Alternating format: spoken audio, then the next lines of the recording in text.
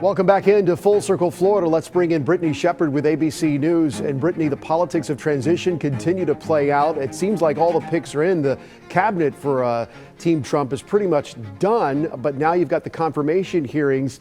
What are you hearing about Pete Hegseth, the nominee, of course, for Department of Defense? It would seem as if that could be a tougher confirmation process for him. Extreme headwinds here in Washington, not just from Democrats, but Republicans.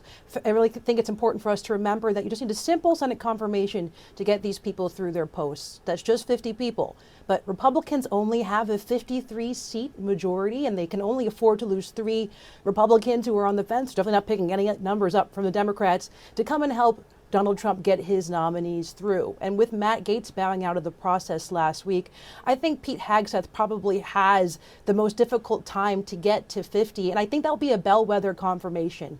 If Trump team and J.D. Vance and those in Mar-a-Lago are basically able to do some whip count voting and get him through on a hope and a prayer, it means that Donald Trump and his allies can pretty much staff the administration however they want all the way down, knowing that they have the loyalty and fealty of folks in Washington. And Pete Hegseth has a pretty tough background. He's facing old allegations of sexual assault, which he does deny, but all of those details will come out in Senate confirmation hearings, which can begin as soon as next year.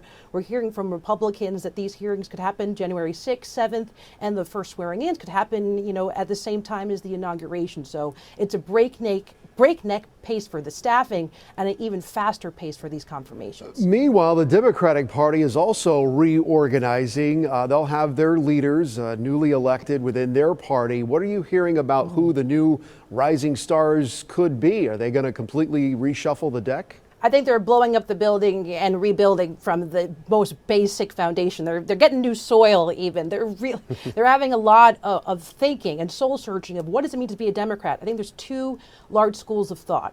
Do we need to create a Trump of our own? Should we recreate someone like Bernie Sanders, someone who could speak to middle America, to working class, specifically to the white working class who feel abandoned by our party? Or do we embrace the new generation that Kamala Harris was able to get close? And with the final electoral college and popular votes coming in, it is going to be a lot closer than it seemed just a couple of weeks ago.